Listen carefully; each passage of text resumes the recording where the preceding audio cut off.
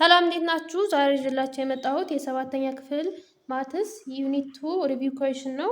አንደኛ ድራው ዘ ነምበር ላይን ኤንድ ሪፕሬዘንት ኢች ኦፍ ዘ ፎሎዊንግ ኦን ዘ ላይን ይላል። የመጀመሪያው ኤ። ከነዚህ ውስጥ ሁለት ጥያቄዎች እሰራላችኋለሁ። ኤ የተሰጠን -5 ሲደመር -7 ነው። እንደዚህ በሚሰጠን ጊዜ ነምበር ላይን ስናስቀምጥ መጀመሪያ ላይኑን እንስላለን። ከዛ እዚህ ጋር ዜሮ ኔጌቲቭ ስለተሰጠን ዜሮ እነዚህ አካባቢ የምናደርጋት ዜሮ መሀል ላይ ናት። ሁልጊዜም ነምበር ላይኑ ወደዚህ ያልፋል ማለት ነው። ከዛ አንድ ነምበር ላይናችን ይሄ ነው ብለን ብንወስድ ከዛ ከዜሮ ተነስተን እቺ ዜሮ ናት መሀል ላይ ያለችው ማለት ነው።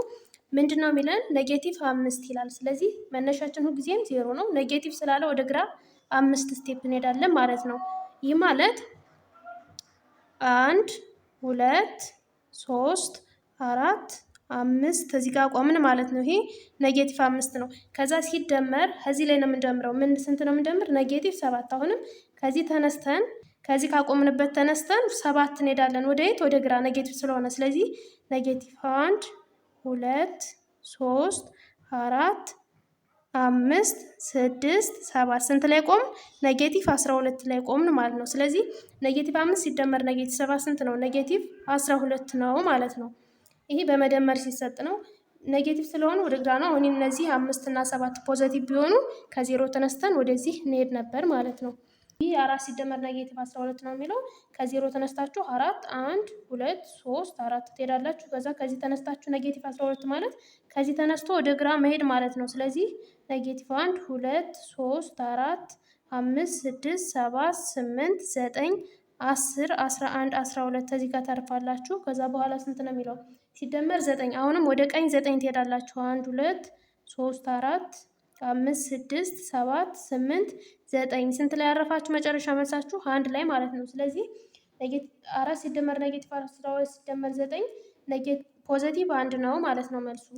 ሲ ደግሞ በማባዛት ሲሆን 6 ሲባዛ በ3 ሲደመር -10 ነው የሚለው።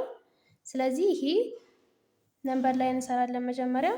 ከዛ እዚህ አካባቢ ዜሮ ናት ብንል እዚህ ጋር በሁለት ስቴፕ ነው ያደረኩት።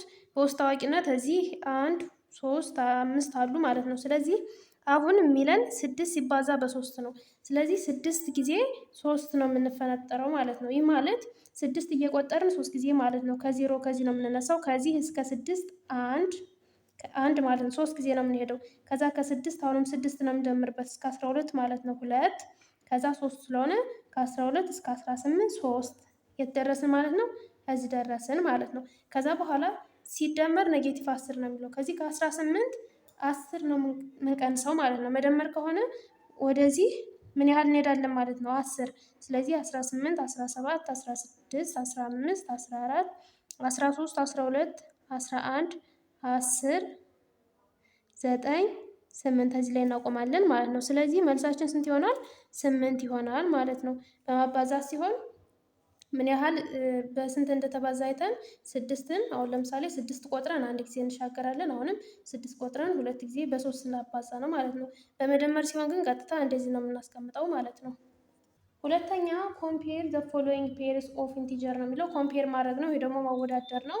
የመጀመሪያው -999 እና ከ-1001 ይላል። ከዚህ ኔጌቲቭ ቁጥሮች ከሆኑ ትንሾቹ ነው የሚበልጡ። ስለዚህ ግሬተር ዛን ነው። ቢ ደግሞ -6 ሲባዛ በ-9 ከዚህና ከ-7 ሲባዛ ከ-8 ይላል። ኔጌቲቭ በኔጌቲቭ ሲባዛ ፖዘቲቭ ነው የሚሆነው። 6 ሲባዛ በ9 54 ነው። ከዛ ፖዘቲቭ ማለት ነው። ከዛ አሁንም ኔጌቲቭ ስለሆነ ፖዘቲቭ ነው። 7 ጊዜ 8 56። ስለዚህ ማን ይበልጣል? ይህ ይበልጣል። ያንሳል ይሆናል ማለት ነው። ሲ -12 ሲቀነስ 12 ይላል። -12 ሲቀነስ 12 እና ከ-12 ሲደመር -12 እንደዚህ ሲሆን አሁን -12 ሲቀነስ 12 ማለት ሁለቱ 12 ሁለት ኔጌቲቮች ይደመራሉ -24 ይሆናል። አሁንም -12 ሲደመር -12 እንደዚህ ቢሆንም ለውጥ የለም። እኩል ነው -24 ነው። እኩል ሆኑ ደግሞ እዚህ እኩል ይሆናል እንላለን ማለት ነው። ዲ ደግሞ 15 ሲባዛ 13 ሲካፈል ለ5 ከዚህና 13 ሲባዛ 15 ሲካፈል ለ5 ይላል። እሺ እዛ መጀመሪያ ቅንፍ ውስጥ ያለውን እንሰራለን። 15 ሲባዛ 13 ሲካፈል ለ5 2.6 ነው። ከዛ 13 ሲባዛ 15 ሲካፈል ለ5 3 ማለት ነው። ከዛ 15 ሲባዛ በ2.6 39 ነው። ከዛ 13 ሲባዛ በ3 ደግሞ 39 ምን ሆኑ ማለት ነው?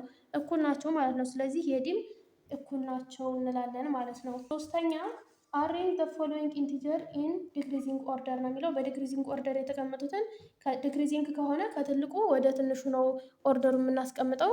ስለዚህ ከስንት እንጀምራለን? ከፖዘቲቭ ቁጥሮች ነው የምንጀምረው። ፖዘቲቭ ነው ትልቅ ከሆነ ማለት ነው። እሱ ደግሞ ማን ነው?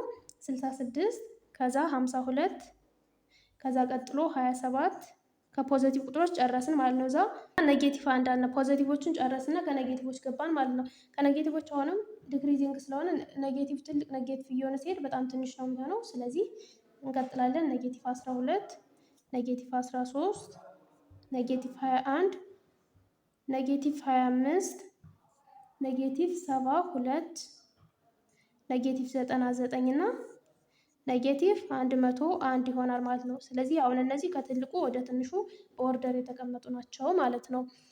አራተኛ ሲምፕሊፋይ ኢች ኦፍ ዘ ፎሎዊንግ ነው የሚለው። ኤ 72 ሲካፈል 18 ሲቀነስ 6 ሲደመር 13 ሲባዛ በ2 ሲደመር 8 ሲቀነስ 3 ይላል። እንደዚህ በሚሰጥብን ጊዜ ሩል አለ፣ ቦድ ማስ ሩል የሚባል ማለት ነው። እነዚህን እንዳትረሱ። ቦድ ማስ ይህ ማለት ቢ ማለት መጀመሪያ ብራኬት ካለ ብራኬት፣ ከዛ ኦፍ ማለት ፓወር ወይም ደግሞ ርቢ ካለ መጀመሪያ ዛ ከብራኬት ቀጥለን ርቢን፣ ከዛ ዲቪዥን፣ ከዛ ማባዛትን፣ ከዛ መደመርን፣ ከዛ መቀነስ ነው የምንሰራው። እንደዚህ አራቱ የሂሳብ ስሌቶች በአንድ ላይ ሲመጡብን ማለት ነው። ስለዚህ እዚህ ውስጥ እዚህ የሚቀድመው ማን ነው? ብራኬት ማለት እቺ ማለት ናት። ስለዚህ ሌሎቹ እንዳሉ ነው የምንቀጥለው የምንጽፋቸው። 72 ሲካፈል እንዳለን ትሄድና ከዛ ብራኬት ውስጥ ያሉት እንሰራለን። 18 ሲቀነስ 6 12 ከዛ ሲደመር 13 ሌላው እንዳለ እናስቀምጣለን ማለት ነው። ሲባዛ በ2 ሲደመር 8 ሲቀነስ 3 እንላለን። ከዛ በኋላ ከብራኬት ቀጥሎ ኦፍ ወይም ደግሞ ፓወር አለ። እዚህ ውስጥ ፓወር ስለሌለን ወደ ዲቪዥን እንሄዳለን። ዲቪዥን ስንሄድ 72 እቺ ማለት ነው። 72 ሲካፈል ለ12 የሚለው 72 ሲካፈል ለ12 6 ነው። ስለዚህ 6 ሲደመር ከዚህ እንቀጥላለን 13 ሲባዛ በ2 ሲደመር 8 ሲቀነስ 3 ማለት ነው። ከዛ ዲቪዥን ከጨረስን በኋላ መልቲፕሊኬሽን ነው ደግሞ ማባዛት ያለበት እናያለን። ማባዛት 13 ሲባዛ በ2 ትቻለችልን። ሶችን እንዳለች መጀመሪያ እንጽፋለን። 6 ሲደመር 13 ሲባዛ በ2 26 ሲደመር 8 ሲቀነስ 3። ከዛ በኋላ ማባዛትን ከጨረስን በኋላ መደመር ነው።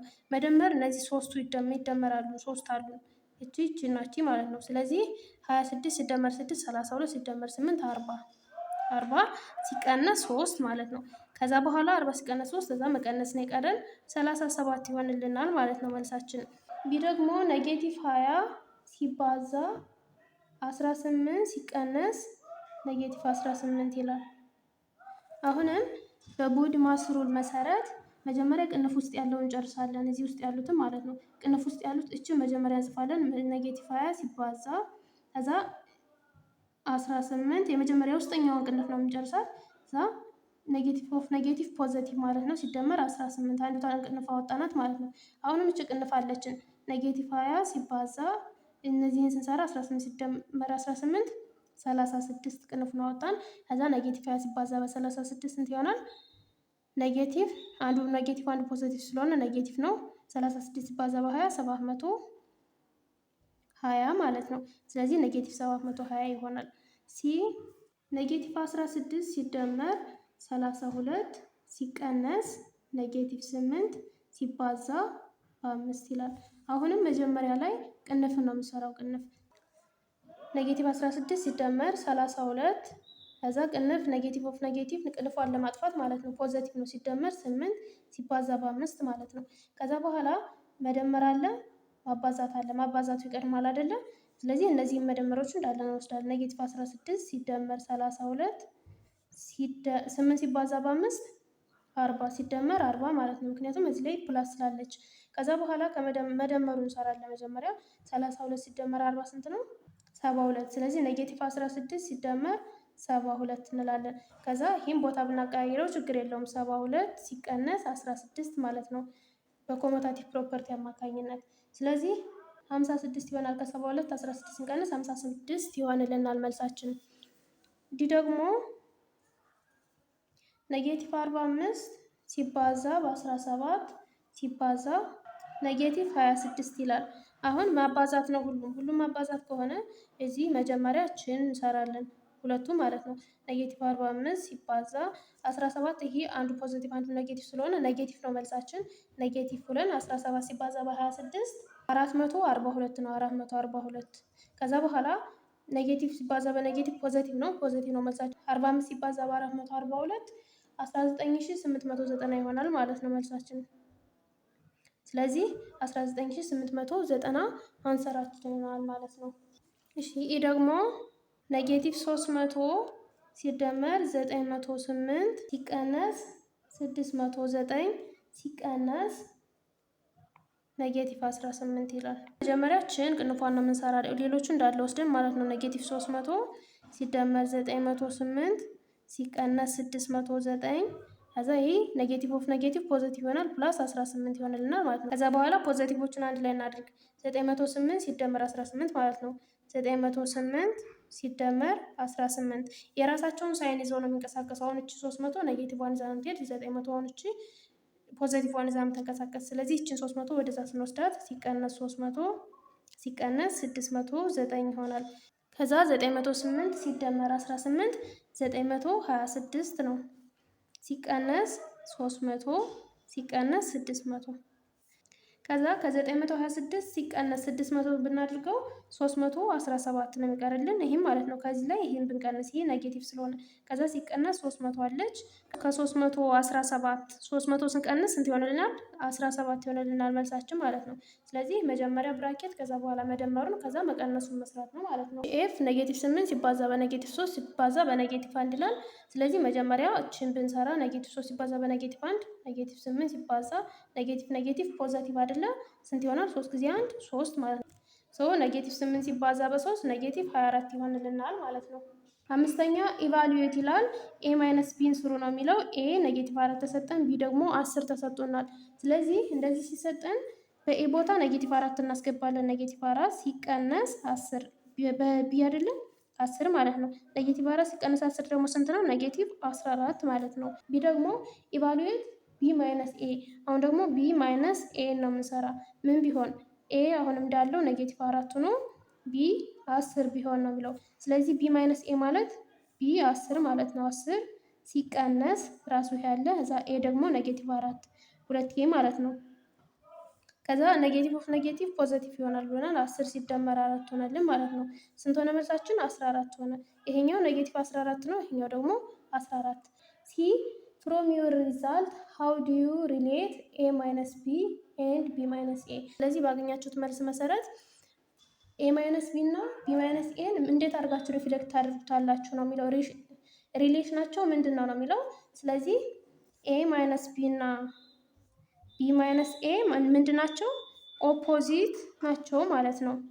ዴይ አር ኦፖዚትስ ምንድን ናቸው? ተቃራኒ ናቸው። አንዱ ኔጌቲቭ ሲሆን አንደኛው ፖዚቲቭ ነው የሚሆነው። ዲ ደግሞ ዳዝ ዩር ካልኩሌሽን ሆልድስ ትሩ ኢፍ አሁን ደግሞ ኤ 7 ቢሰጠን እና ቢ ደግሞ 9 ቢሰጠን ይሄ ትሩ እንደሆነ ነው ኦፖዚት እንደሆኑ ነው የሚቀጥሉት ወይ ነው የሚለው። አሁን ለምሳሌ ኤ 7 ቢሆን ኤ ማይነስ ቢ ላይ 7 ሲቀነስ 9 ስንት ይሆናል? ኔጌቲቭ 2 ይሆንልናል።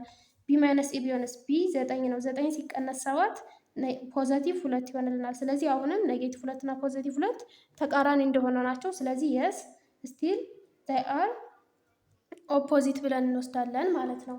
ስድስተኛ ፋይንድ ዘ አዲቲቭ ኢንቨርስ ኦር ኦፖዚት ኤንድ መልቲፕሊኬቲቭ ኢንቨርስ ኦር ሪሲፕሮካልስ ኦፍ ኢች ኦፍ ዘ ፎሎዊንግ ይላል። አዲቲቭ ኢንቨርስ ሲባል ተቃራኒ ቁጥሩን ነው። ፖዘቲቭ ከሆነ ኔጌቲቭ አድርጋችሁ፣ ኔጌቲቭ ከሆነ ደግሞ ፖዘቲቭ አድርጋችሁ ኦፖዚቱን ነው የምታስቀምጡት። መልቲፕሊኬቲቭ ሲሆን ደግሞ ዋን ኦቨር የተሰጣችሁን ቁጥር ማለት ነው። ዋን ኦቨር ነምበር ወይም ደግሞ ይሄ ምን ይባላል? ሪሲፕሮካል ይባላል። ይሄ ሪሲፕሮካል ይባላል። ዋን ኦቨር የተሰጣችሁ ቁጥር ማለት ነው። ስለዚህ ኤ ምንድን ነው የሚለው የተሰጠን አንድ ነው።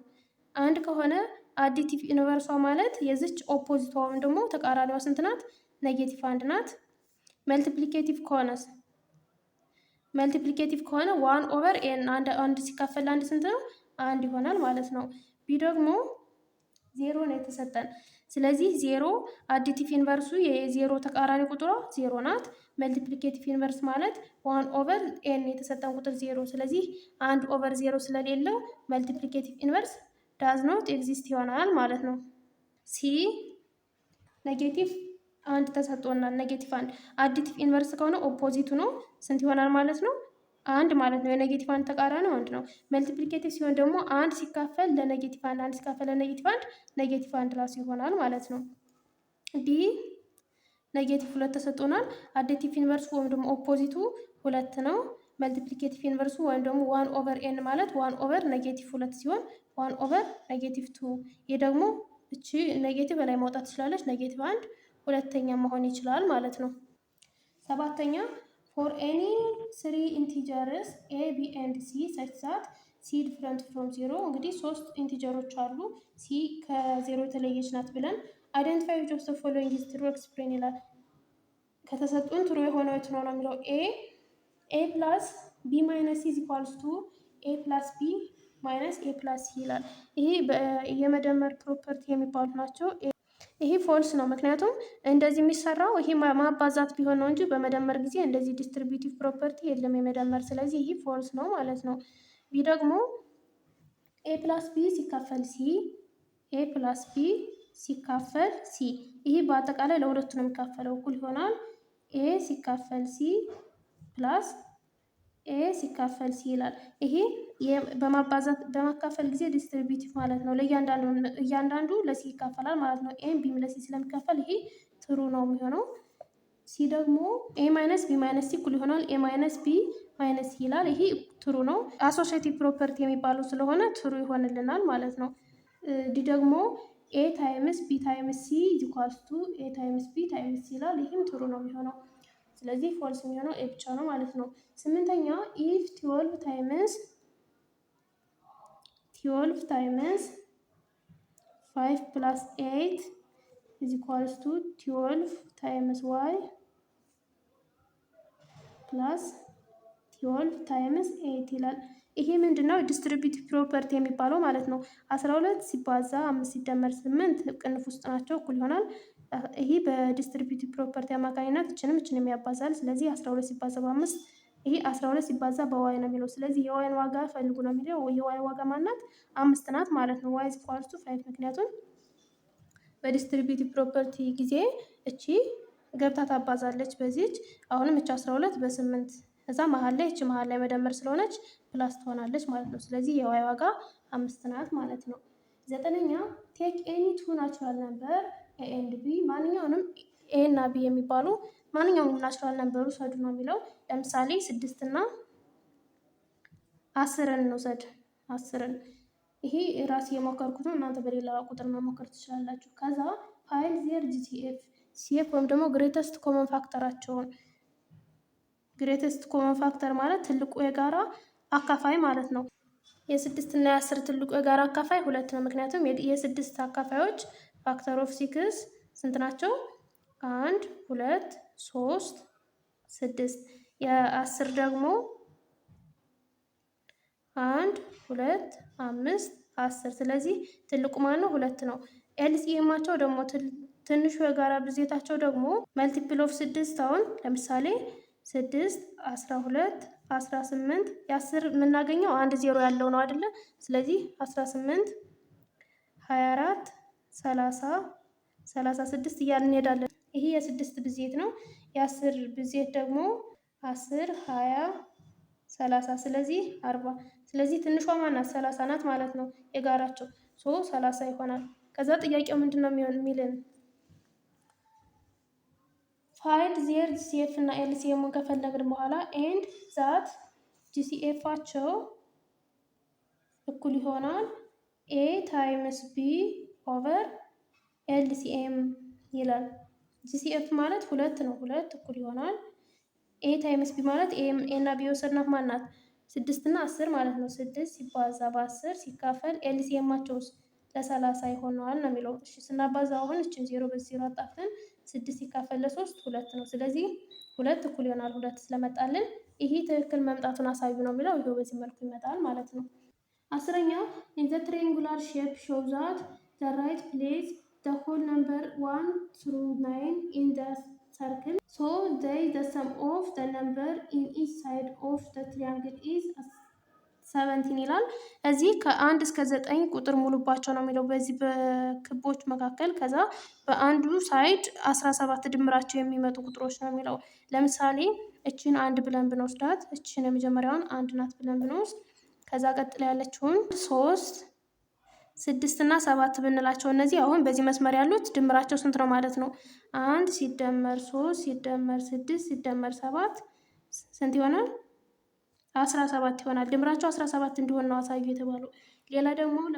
ሌላ በመሞክር ደግሞ ለምሳሌ በዚህ መስመር ያለውን ማለት ነው። እቺ 1 አለች ከዛ እቺን 9 ብናደርጋት ከዛ እቺን 5 ብናደርጋት ስንት ይሆንልናል? 1 ሲደመር 9 10 15 ከዛ ስንት ይቀራል? 2 እቺ 2 ብትሆን እነዚህ አሁንም 1 ሲደመር 9 ሲደመር 5 ሲደመር 2 ስንት ሆነልን ማለት ነው?